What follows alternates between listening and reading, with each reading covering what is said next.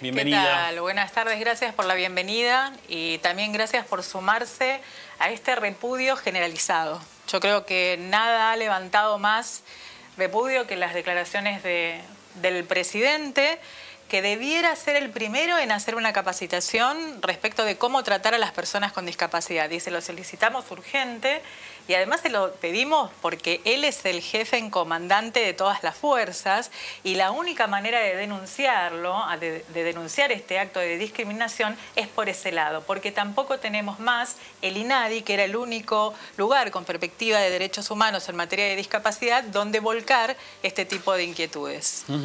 ¿Han pensado ya en motorizar alguna denuncia y se han encontrado justamente con este cuadro, con que el INADI está, bueno, en proceso de desarme? No sabemos si se va a desarmar, no sabemos, ojalá que no, me parece que... ¿La Defensoría del Pueblo no puede intervenir? Claro. Bueno, estuvimos analizando diferentes variables. La primera fue hacer la denuncia, así que ingresamos en la página del Ministerio de Justicia sin Derechos Humanos, porque es el Ministerio de Justicia sin Derechos Humanos. Sabemos que INADI no se puede desmantelar por ley, porque estuvo formado por ley, pero también sabemos que con este presidente cualquier cosa puede pasar. Sí. Entonces ingresamos en esa página. Me comuniqué a través del 0800, dije que quería denunciar los dichos agraviantes del presidente de la Nación y me dijeron, no, por acá no es. Le damos un WhatsApp y le damos un correo electrónico. Entonces me comuniqué por las dos vías y por las dos vías hice la denuncia formal contra el presidente de la Nación porque como comandante en fuerzas del Estado y de todas las fuerzas policiales y del Ejército, cometió violencia institucional contra una persona con discapacidad y contra todo el colectivo de personas con discapacidad. Fue la vuelta que le encontramos y que le encontré de manera personal para poder manifestar mi agravio, hacer la denuncia como mujer con discapacidad y como mamá de un niño con discapacidad intelectual. Así que más que nunca, la lucha hoy es de todes. Se me ocurre también pensar que en el día ayer, cuando dimos esta noticia, como todo es tan vertiginoso y tan rápido, nos llega información todo el tiempo. En paralelo, el vocero presidencial Manuel Adorni anunció ayer a la mañana que en el marco de la Administración Pública Nacional quedaba prohibido el uso de la letra E, estamos hablando del lenguaje inclusivo, de la perspectiva de género, cito explícitamente, y el uso innecesario del género femenino. Más allá de que seguramente vos que estás mirando del otro lado no te afecte o te resulte, digas, está bien, quizás pensás que está bien. Evelyn también es militante feminista dentro de la Asamblea Ni Una Menos.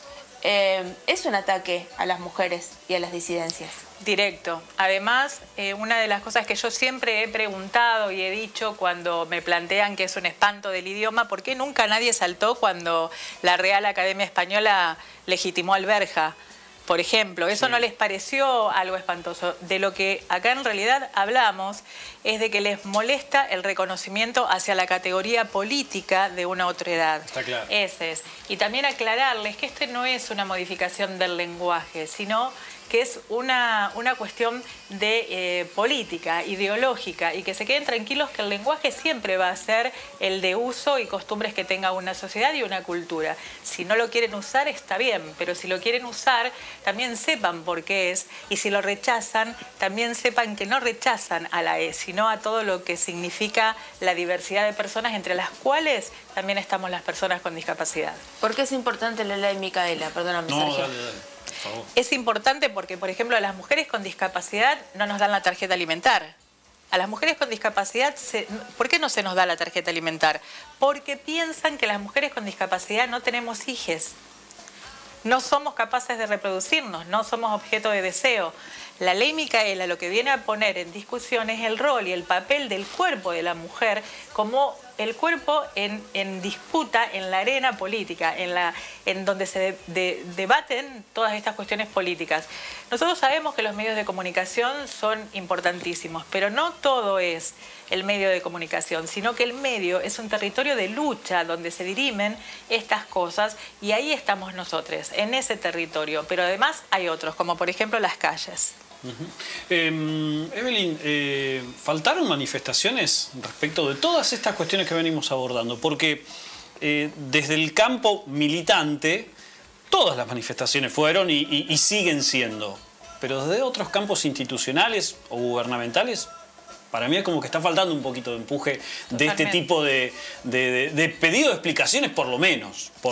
Sí. Incluso hay un silencio estremecedor por parte de la Agencia Nacional de Discapacidad. Hoy les contaba más temprano que además de ser una mujer con discapacidad, formo parte del Observatorio Nacional de Discapacidad, que está formado por todas las personas con discapacidad del país, y le pedíamos y le solicitábamos que salgan a expresarse en repudio de esto. Claro. Cerraron todas las vías. Totalmente. O sea, si bien sabíamos que era una representatividad que podíamos discutir, la ANDIS se tiene que plantar, pero esto da el marco de cómo a nosotros nos tienen pensados como personas con discapacidad. A nosotros nos tienen pensados como personas que no vamos a producir, que no somos capaces, no nos contemplan en espacios de reuniones ni en espacios de proyectos, porque, por ejemplo, a veces hemos asistido a lugares donde presentan proyectos para personas con discapacidad, hay escaleras, no hay intérprete de lengua de señas, no se describen las imágenes y hay presencia del Estado, que es lo peor de todo. Entonces, en estos debates que nosotros también nos damos, necesitamos el apoyo político. ¿Por qué? Porque el Estado es garante y promotor de los derechos de las personas con discapacidad. Y esto se los digo porque nosotros tenemos la Convención Internacional de Derechos de las Personas con Discapacidad, que tiene jerarquía constitucional, y el Estado es quien debe promover, garantizar y además legitimar cada una de las acciones y salir al cruce cuando alguno de nosotros esté en situación de vulnerabilidad. Desde que militás en los distintos espacios en los que mencionabas, ¿viste alguna vez alguna situación de cruzar tantos límites como esta? Me hace recordar mucho a cuando el presidente, lo tengo que decir, a cuando el presidente Mauricio Macri dio de baja de manera masiva a todas las pensiones nacionales no contributivas. Eso hoy me hizo recordar esa situación. Además tengo que hacer otro planteo como persona con una enfermedad rara o poco frecuente, que mañana es el Día Mundial. Mira.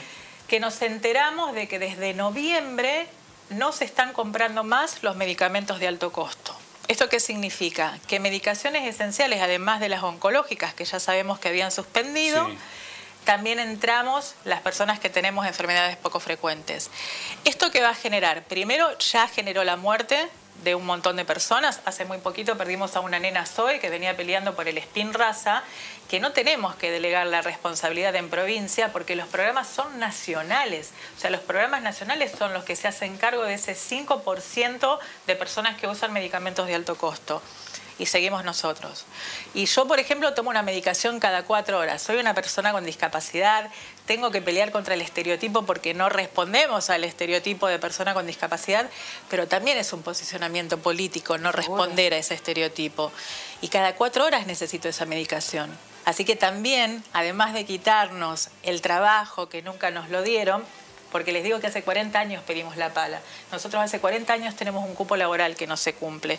Si tiran una pala, les puedo asegurar que el colectivo de personas con discapacidad la agarra enseguida, porque a nosotros no nos dan trabajo. Y esta situación la venimos transitando hace mucho tiempo. Entonces, no pensarnos en un país que nos aloje, no reconocer los derechos garantizados en tratados internacionales, desmantelar la Agencia Nacional de Discapacidad y además tratarnos de mogólicos es mucho. Necesitamos el apoyo y la presencia de todos los sectores políticos para que esto no avance más, porque se viene más. Polo, no sé si te queda alguna... me parece que es absolutamente categórico y no puedo disimular mi... indignación en mi caso. Mi indignación y además la preocupación, lo acaba de señalar muy bien Evelyn.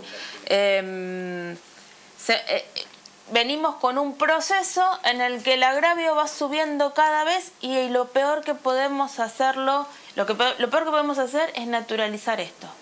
Es creer que insultar a una persona emulando que es... Está bien, o que está dentro de los cánones de la normalidad, por llamarlo de alguna palabra, y permítanme el uso de la palabra normalidad. Claro, a ver, es agresivo, es violento, y no es cualquier persona la que lo dice, es el presidente de la nación.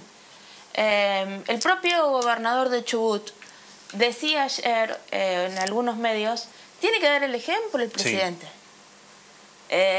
Porque también se gobierna de esa manera. ¿no? Así que bueno, por mi parte, toda mi empatía y mi acompañamiento, y mi compromiso, y el nuestro también, Sí, Sergio, claro que sí. con toda la lucha de las personas con discapacidad. Bueno, muchas gracias. Y el último mensaje, Sí. decirles, no sé cuál es la cámara. Acá. Acá. Ahí.